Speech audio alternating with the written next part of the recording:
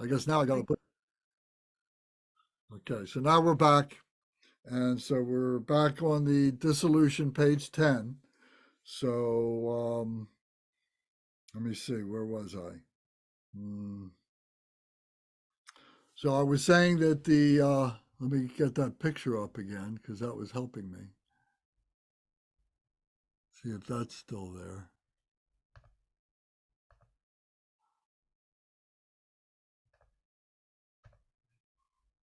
That's when it went out, when I was trying to put these different pictures up. But I think that was just coincidental. Here we go. That's where I wanted to be. Okay.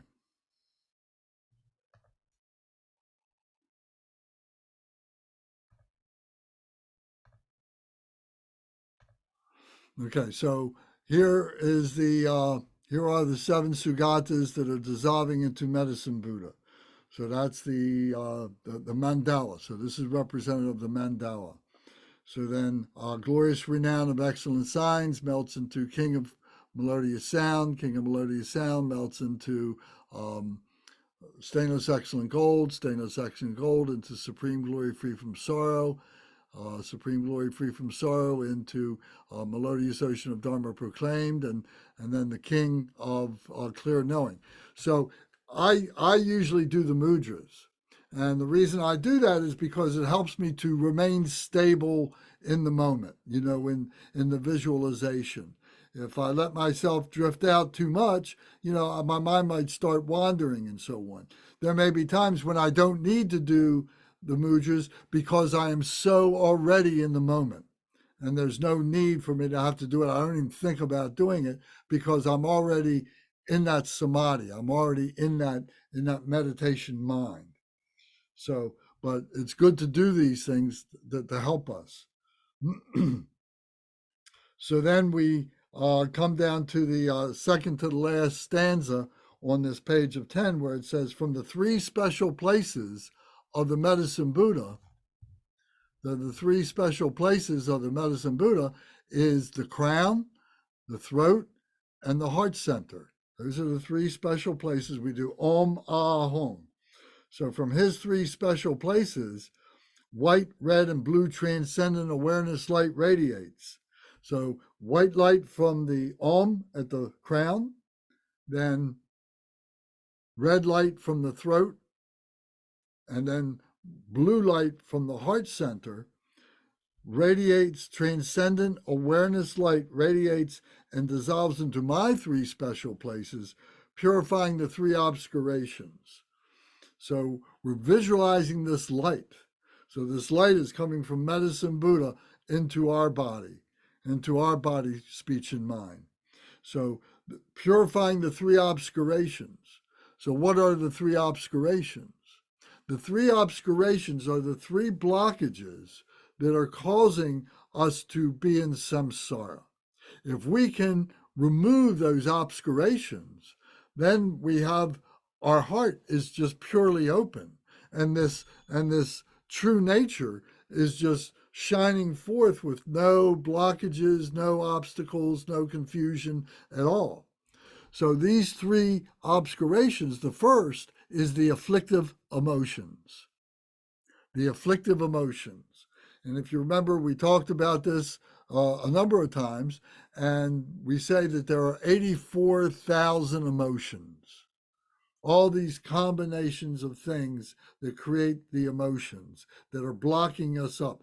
These afflictive emotions are in the mind, or in the little mind, or in the intellect, and they are made up of the five poisons of ignorance, desire, hatred, jealousy, and greed.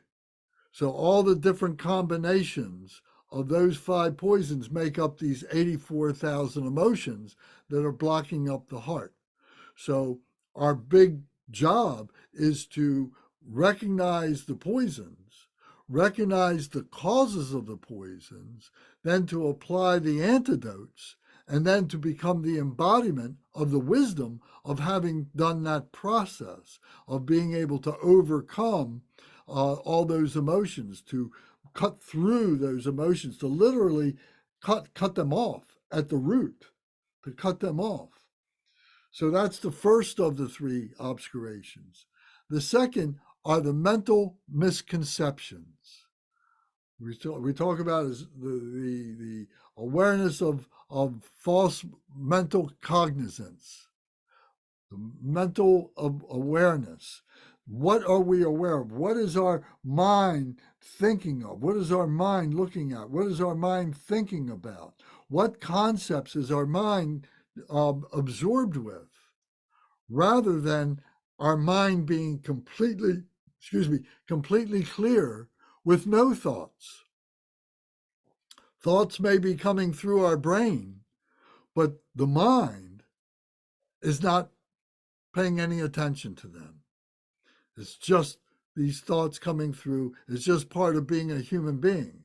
But to be a complete realized human being means that our mind is so well developed that we are not paying attention to these mundane, everyday thoughts that we have all the time.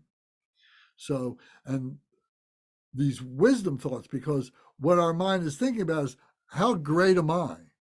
Aren't I a wonderful person? All these things I know. I know so much Dharma. I know so much about doing my job. I know so much about being in my family. I know so much about relationships. I know so much about so many things. But letting all of that go, letting all that wisdom go, until it becomes, and then what happens, it becomes, then what rises up is Buddha wisdom, our true nature, the Buddha wisdom. So this is the second obscuration, is just our wisdom mind that thinks it can know everything. This the self the conceited, self-important mind we let go of. Then the third thing is habitual tendencies.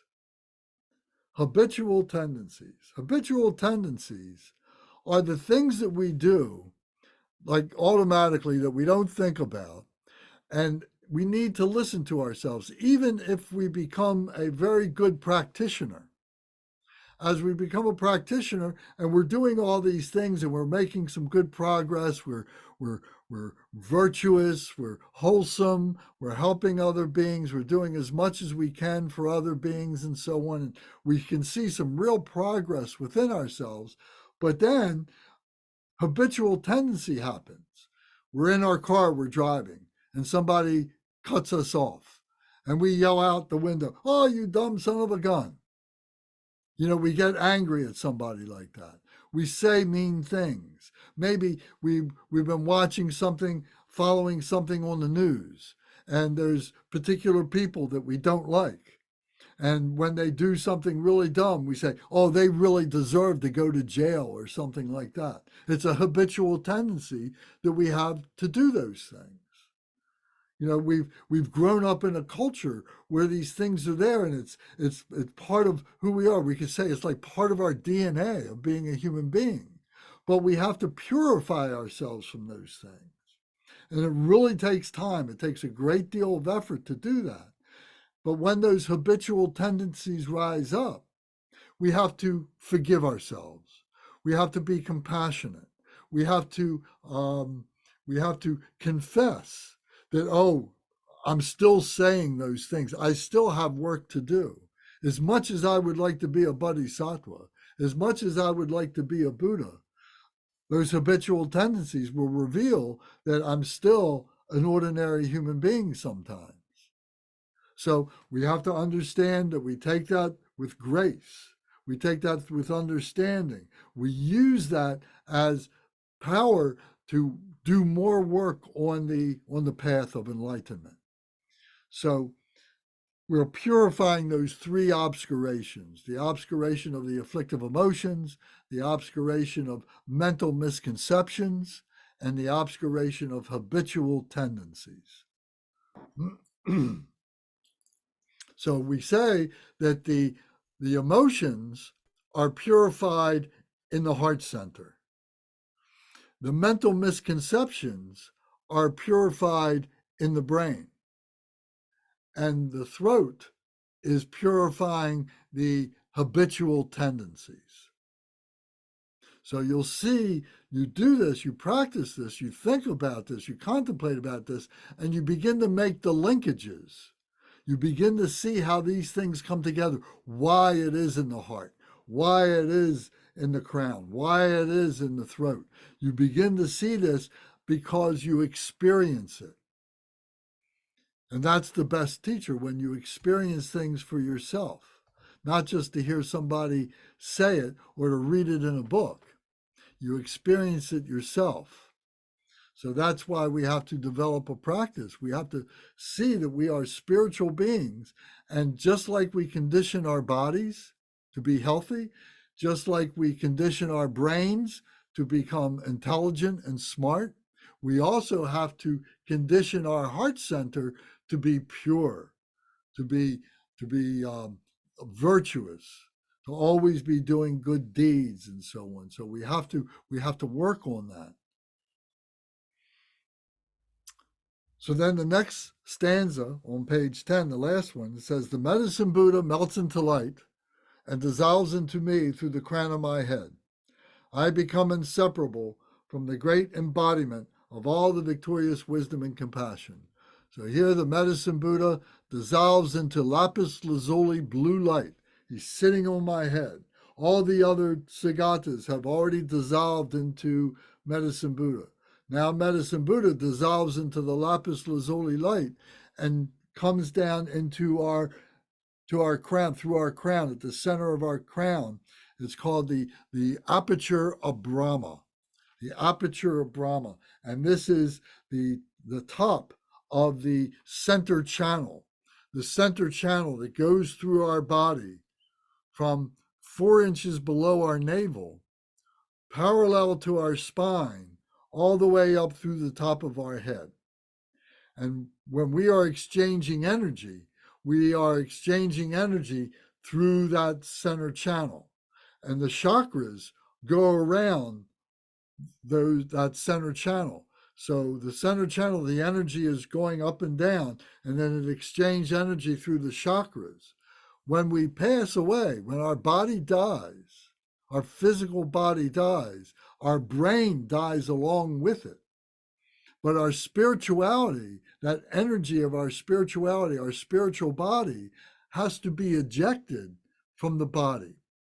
And that's part of the practice. We learn to do that. It's called the POA practice.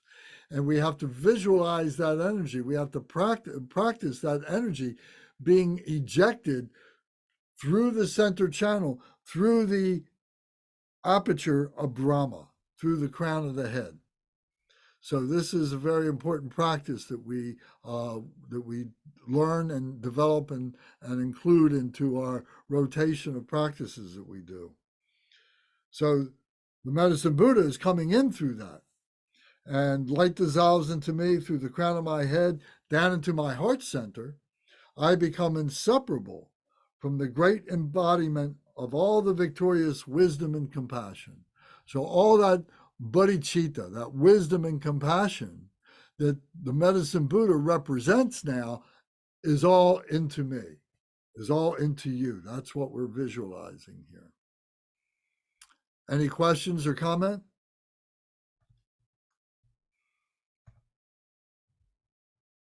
Okay. Then, so now we can visualize it as this does this. If you look at the page number 11, you see this mandala. So this mandala is just a line drawing, very detailed line drawing, but this is the mandala of medicine Buddha. And here in the center is Sangye Menla, medicine Buddha, and then around here, these are the Sugatas, and then around here are the Bodhisattvas, and then this is the the bumpa of loving kindness and compassion and so on. So this is a representation. Here is the mantra that is around the circumference of this. So this is a visualization of the mandala of Medicine Buddha. There's another one here. I think I got it in this, maybe not. Let me see if I got it.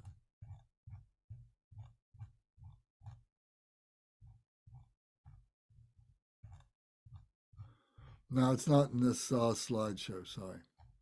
But if you look on page 12 in your book, you'll see that that is a sand mandala.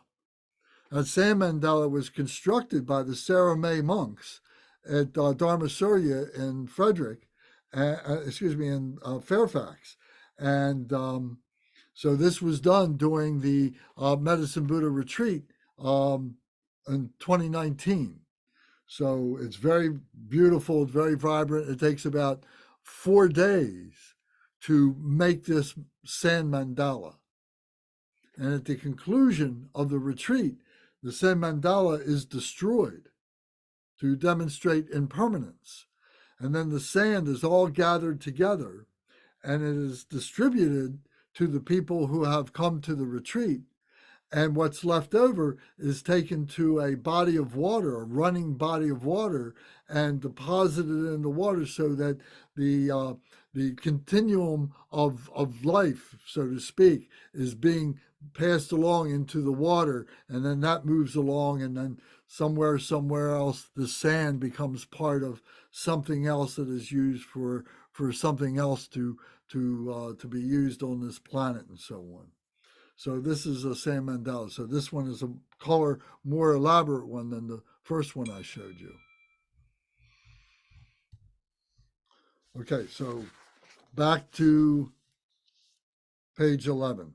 Any questions about anything that we talked about on the dissolution? So then we recite in Tibet. Korsog Wosu Sowo Kulatim Benle Kunsong Tung Li Nasom Le Wozer Karma Tige Yeshetro Rangi Nasom Tempe Jibsom Dag Sowo Wushu Rangi Chi War Tim Yerme Galkun Yense Rangsog Che Tongjog Jagya Chenpor Nelso O. I rest in the state of the Mahamudra, all-pervading emptiness. So this is where we do our meditation. This is called the dissolution meditation. So what we are doing, we sit in the 7-point posture of Varanchana that we've talked about. The most important part is keeping our back straight wherever we're sitting. And we're visualizing the dissolution of the 7 sugatas. We're visualizing Medicine Buddha dissolving into light, dissolving into our heart center. We're visualizing the hung syllable at our heart, dissolving from the bottom up to the top, dissolving into the emptiness, dissolving into the phenomenal nature, dissolving into the emptiness that the phenomenal nature abides in, dissolving into space. Nothing elaborate, no elaborations, non-dual, quietude. So this is this next part. So we will do this for just a few minutes, 3 minutes. If your mind wanders, just bring it back to the dissolution. You can use the dissolution of the 7 sugatas. You can use it as light, dissolving, our heart center dissolving the hung syllable into the emptiness, into the quietude. Take a deep breath and hold it.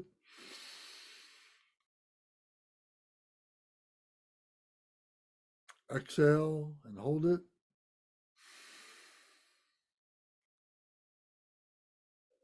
And just relax. Breathe normal.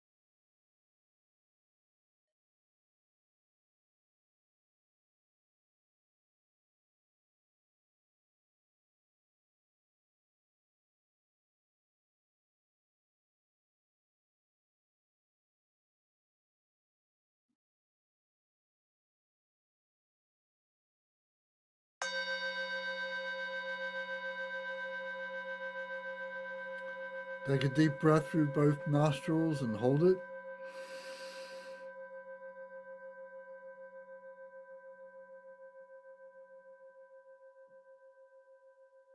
Exhale and hold the breath.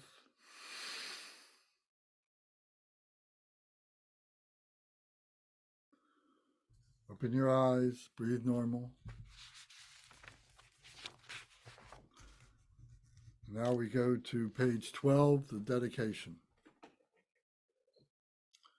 says, by this virtue may I quickly accomplish medicine Buddha, Sangye Menla. All sentient beings, without exception, may I establish in that state. So this is the dedication, it's very simple. So by the virtue of this practice, by the virtue that we have accumulated by doing this practice, that we have become one-pointed mindful of being medicine Buddha, Sangye Menla. And by that virtue, may I accomplish the embodiment of the medicine Buddha, Sangye Menla. May I become medicine Buddha. And that all sentient beings, without exception, may I establish in that state. So as I was doing the mantra recitation, and we were sending out the lapis lazuli light to all beings, I was establishing all those beings as medicine Buddha, Sangye Menla themselves. They didn't recognize it. Maybe some did, but most did not. But that doesn't prevent me or any of us from sending that out in order that we may make a difference in their lives, that they may recognize themselves as medicine Buddha. So I establish them in that state, even though they don't recognize it. We are spiritual beings. We've always been spiritual beings, whether we recognized it or not. Now, through the Dharma, through these teachings, we're beginning to recognize that we have been spiritual beings all this time.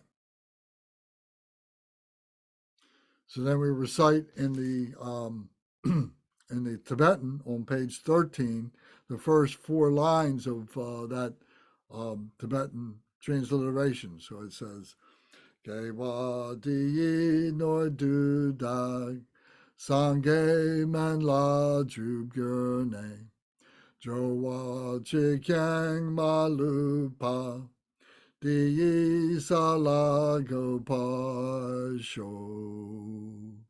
So that's the dedication. We're dedicating all the wisdom, all the skillful means for the enlightenment for all other beings. So now comes the aspiration.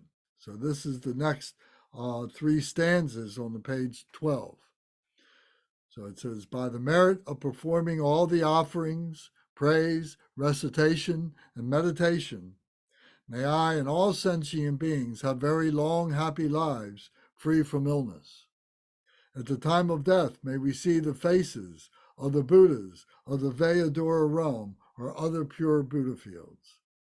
In the future, may I and all sentient beings be born in the center of lotuses and Buddha fields, and completing the vast 2 accumulations, achieve the state of the highest enlightenment.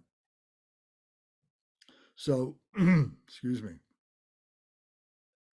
So, by the merit of performing all the offerings, praise, recitation, meditation, all the different stages of the 7-limb prayer that we just have done, we aspire that all beings have very long, happy lives free from illness. That's an aspiration that we have.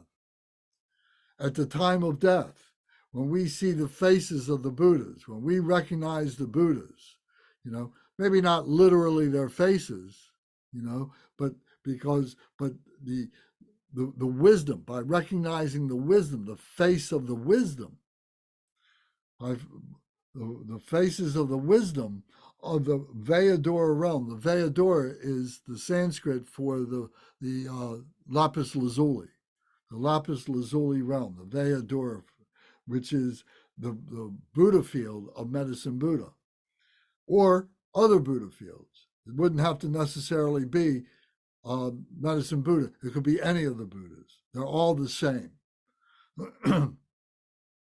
So that's an aspiration. And the next, in the future, may I and all sentient beings, born in the center of lotuses and Buddha fields, and completing the vast two accumulations, achieve the state of the highest enlightenment. So in the future, all these being born in the center of lotuses, may we be born in the center of a lotus, a miraculous birth. We've all had womb birth, we've all had heat and moisture birth, we've all had egg birth.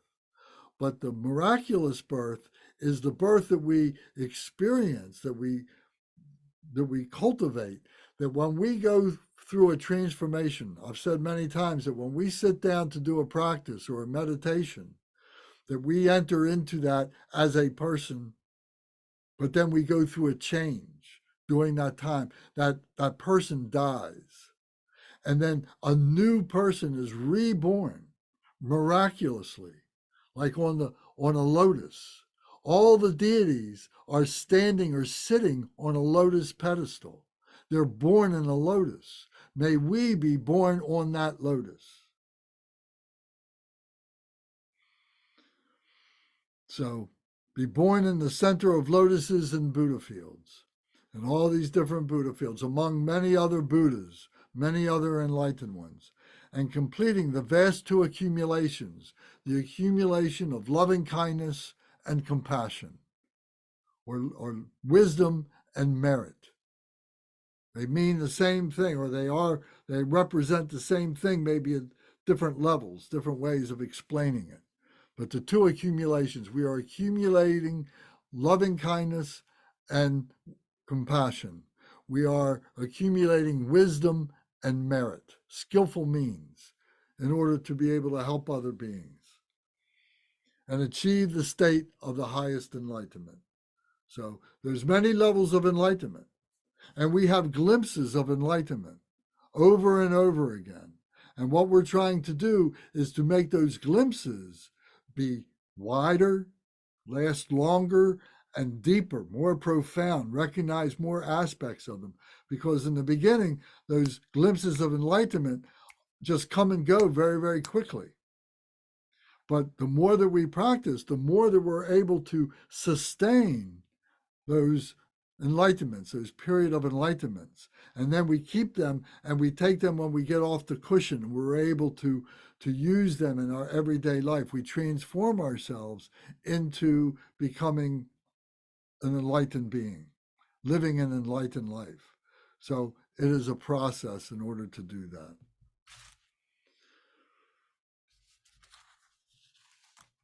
So then we recite this aspiration in Tibet on page 13. So it's the last two stanzas in the transliteration.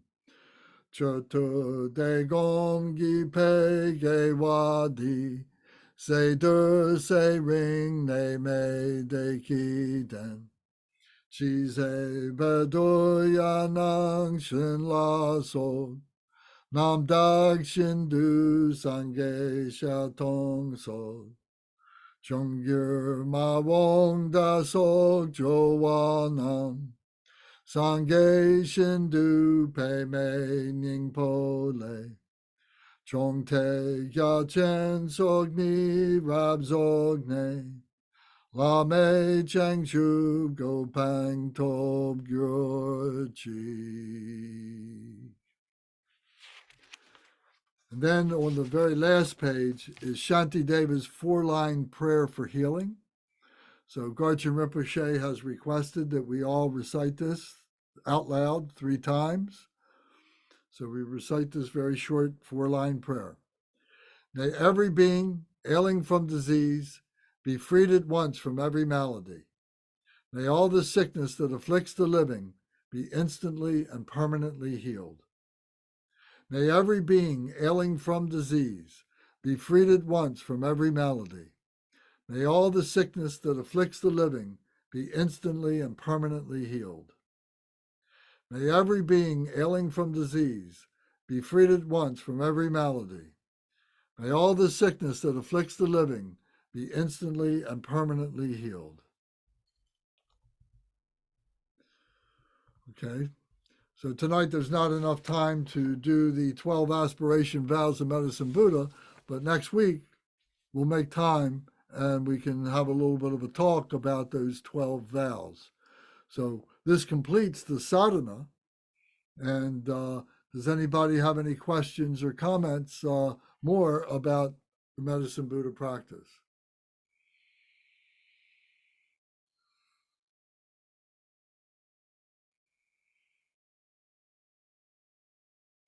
Okay. So the explanations that I gave you is a introduction. It is an outer introduction with some inner meaning.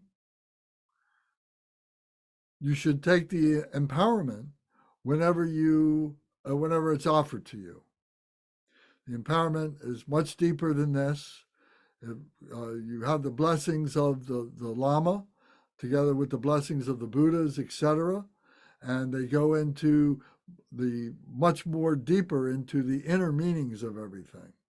So, but by doing the outer, like we just did, it is giving you a way to be able to understand and begin to practice this very, very important practice. And this is a peaceful deity. So, these peaceful deities, we can do this, excuse me, we can practice on our own with these outer explanations. But it behooves you to take the empowerment whenever possible. And also, to take the empowerment, you also take a refuge that's part of the empowerment. But if you also have an opportunity to take a refuge in the three jewels, the Buddha, the Dharma, and the Sangha, if you're really serious about being a practitioner, that is something that you would want to do. You should do.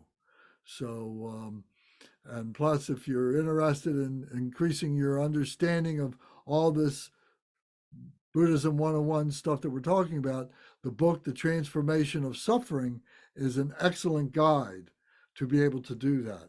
So I recommend that to everybody. Last week I sent a link to everybody to order that. I think it's $16, $17 plus shipping and so on. But to have that into your library and to read it and study it and to understand it, not just once, but many times, is very important. So if you plan on making the Dharma part of your lifestyle, these are things that are very, very important to do. All right, so there's one last thing that we need to do, and that is to do the lineage dedication. So if you can go to your Deity Yoga book, please. And we will just do, in the Deity Yoga book, we'll do pages 157 through 160. It'll only take us a couple of minutes, just in English. Dorje Chang, Talopa, Naropa, Marpa, Milarepa, Dorma Lorgampopa, Pagmadrupa, and Lordri Kumpa. Please bestow upon us the most auspicious blessings of all the Kaju Lamas. By this virtue may I achieve omniscience. By defeating all enemies, confusion.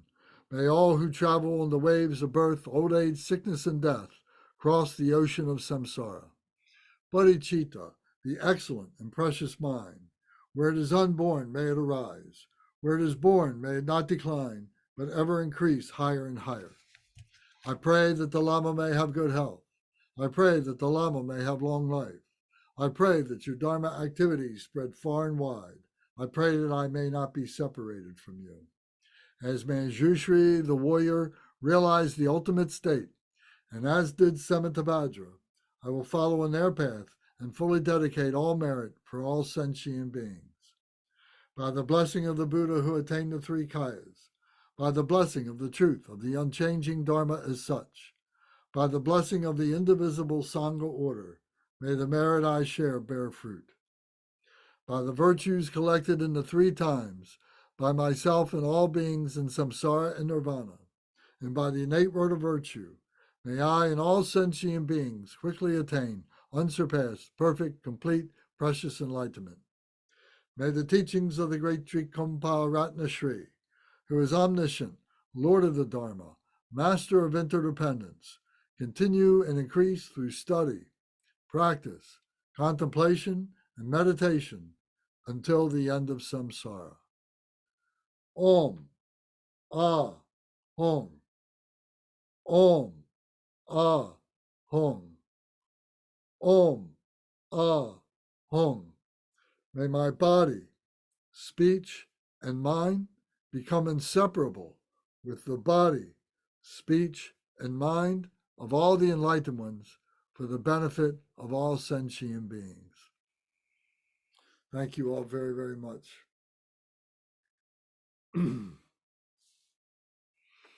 Thank you, Lance. It was Thank beautiful you. and very informative. You're welcome. Thank you. Thank you, Lance. Yes, thank you, Lance. I'm glad you made it. I'm so sorry. I got sidetracked with a work meeting and all of a sudden I missed half of our practice. I apologize. That's all right. Well, we recorded it. I'm going to put it, I'm going to send it to everybody. Okay. Actually, it's going to have to be 2 sessions because my power went out in the middle of what we were doing. Did it really? For the weather? The weather's fine. I don't know what happened, Okay. but it just winked out and my computer went down. It got to come back. Well, obviously it was meant to be an evening for practice. I think we blew it away. I think we were in the middle of talking about the 7 Sugatas. So funny. Yeah, so funny. Thank you so much. I appreciate it. Well, you're welcome. Thank you. Thank very you. much. Okay. Thank you, everybody. Okay. All right. Talk to you soon. Yes, Bye. thank you all. Thank All right. you. Karina, see you on Monday? Oh, yeah. Okay, good. All right. See you later. Bye-bye. Bye. Bye, guys. Love and light. All right. Good night. Bye, Kevin. Thank you very much. Bye.